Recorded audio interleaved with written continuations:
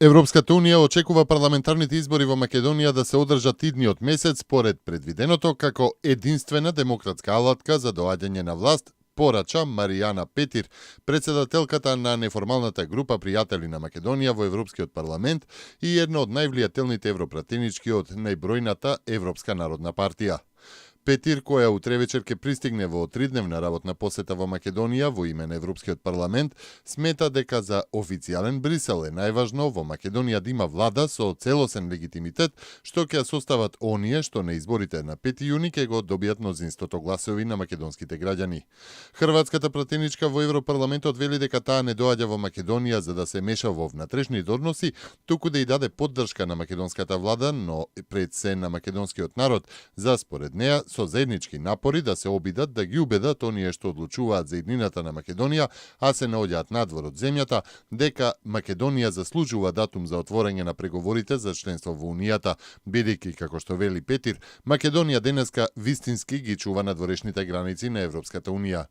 Сметам дека Европската Унија во вашиот случај не одигра добра улога и дека ако продолжи со ваквата политика, дека ќе се стекне впечаток дека билатералните прашања се поставуваат како препрека што никогаш во ниту едно пристапување на било која држава членка на Европската Унија не било услов. Затоа, секогаш сакам да кажам дека мораме најпрво да тргнеме од себе, ако бараме од другите да задоволуваат некакви услови, децидна е Петир.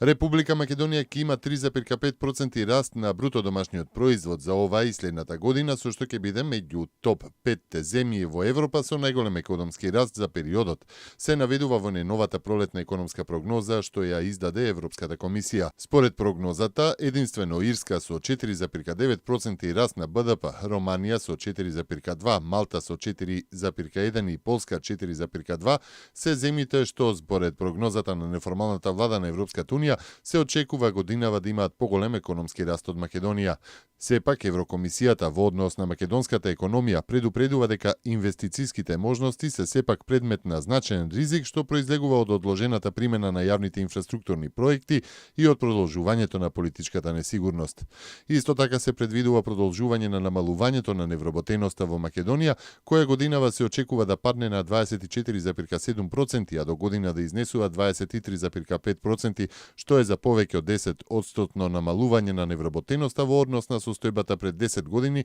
кога таа во Македонија изнесуваше 33,8%. Цената на бензините од Нокеска на полнок се зголемува за 0,5 денари, односно за денар, а на дизелот за 3 денари, одлучи денеска Регулаторната комисија за енергетика. Цената за Евросупер БС95 ќе изнесува 62,50 денари, а за денар се зголемува цената на Евросупер БС98 кој ќе се продава за 64,50 денари за литар. Новата цена за литар евро дизел е повисока за 3 денари и ќе изнесува 47 денари. Пети ден поред во Грција нема пристигнато нови бегалци и мигранти од Турција, соопштија локалните власти сумирајќи ги предпладне во податоците од последните 24 часа. Сепак, над 7.000 мигранти и бегалци се уште чекаат нивните податоци да бидат обработени во центрите на грчките острови Лесбос, Хиос и Лерос, во согласност со договорот меѓу Европската Унија и Турција, кој многу бавно се спроведува откако влезе во сила на 20 март.